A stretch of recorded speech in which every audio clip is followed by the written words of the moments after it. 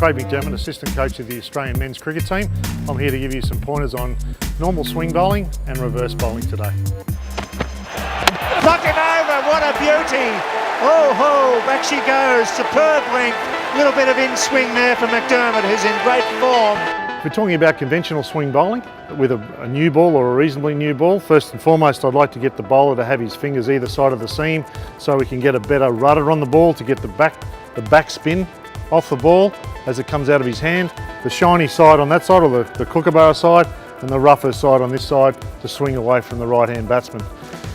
If it's a brand new ball, it really comes down to how good the bowler's wrist is, and that's something that we try and teach young fast bowlers right from the very outset of learning how to bowl fast or to bowl medium pace, and that starts with learning how to hold the ball like that and also to run in with their wrist up, which helps them to get into their load up.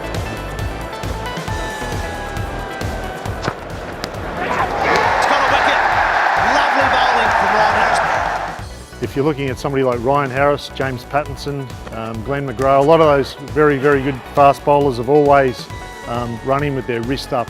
Brett Lee, always trying to keep their wrist and their running style in the same arm path. So when you come into your load up, everything stays in the same arm path, so that breeds consistency on how that ball is delivered at the other end, and obviously how it comes out of your wrist at the end of the day.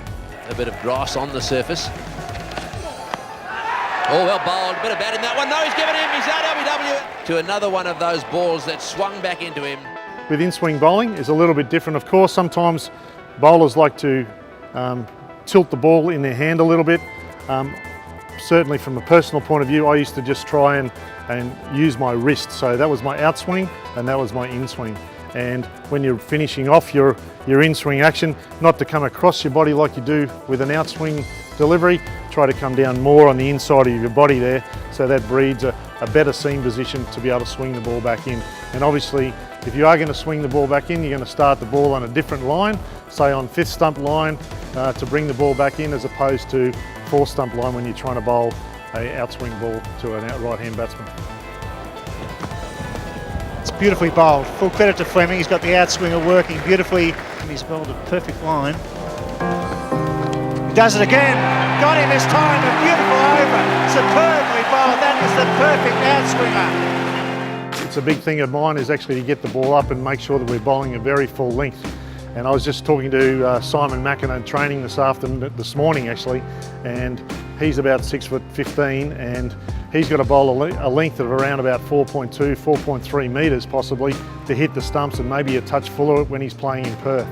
So if we go back to schoolboy cricket or club cricket, you know, around that 4.6, 4.7 metre mark is the optimum length, I think, to actually not only swing the ball, but also to enable us to hit the stumps. So that's LBWs and clean bowls and caught behinds, and that's the three most used ways we get guys out.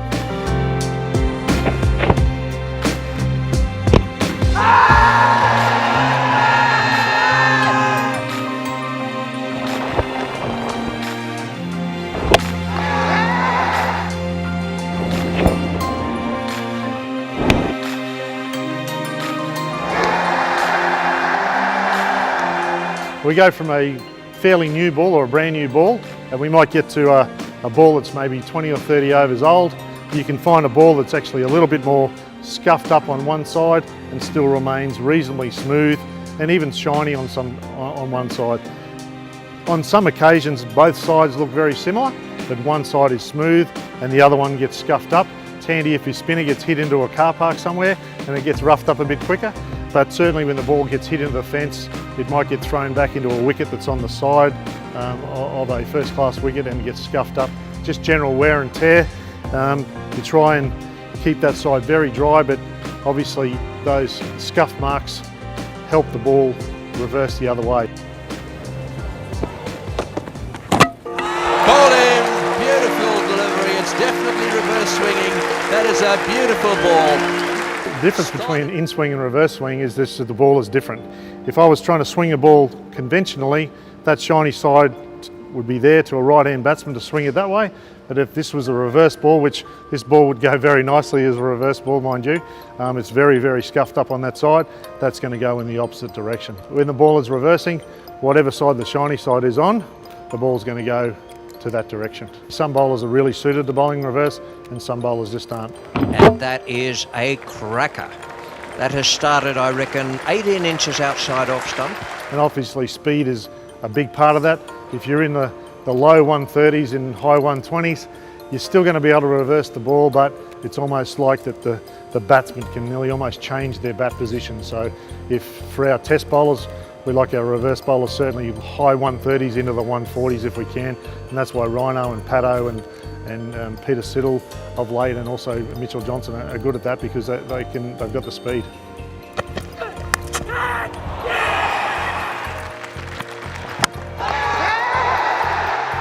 Very, very important that you keep the ball dry. From my side, I used to like to look after the shining of my own cherry, I suppose, and it's making sure that you look after that ball, and that's a big part of training young fast bowlers, even at the age of 10, 11, 12 now. If they're trying to swing the ball, we need to try and actually teach them how to look after the ball. And that's a very big part of a young fast bowler's learning curve. Oh, got him, bowled him! One simple drill that I use with a lot of young fast bowlers in actually getting them to try and get everything in the right position is actually just walk through some paces in front of a glass sliding door, which has got a nice reflection in it, or in front of a mirror. So the young fast bowlers can understand where they need to be with their back foot position, their load up and so forth, and their follow through. So they can actually understand and get to see what's actually happening. It's just practice, practice, practice, practice, and making sure that those drills that they do, they practice them correctly. If you're coaching a young fast bowler, making sure that they do some good run-throughs each day with a ball in their hand. It's a very difficult thing for a young bowler to learn how to run with 142 grams or 156 grams in their hand and then get into a proper load-up position. Fast bowling is built from the feet. I know I'm digressing a bit away from swing bowling at the moment, but it's about getting yourself in the right position so we can then, when we get to the end of the bowling delivery, where we get to the actual release point, we've done all the hard work early and we can use our wrist to deliver the ball to the best of our ability. New ball is the big danger, and there it is. The new ball has done the trick. Craig McDermott, the best of the Australian bowlers, has struck again. Okay, I hope those few general points about fast bowling, wrist position and so forth can help you out with your challenges and moving forward with your bowling in the future. I look forward to seeing some young fast bowlers take this to the nets and end up on this screen at some stage.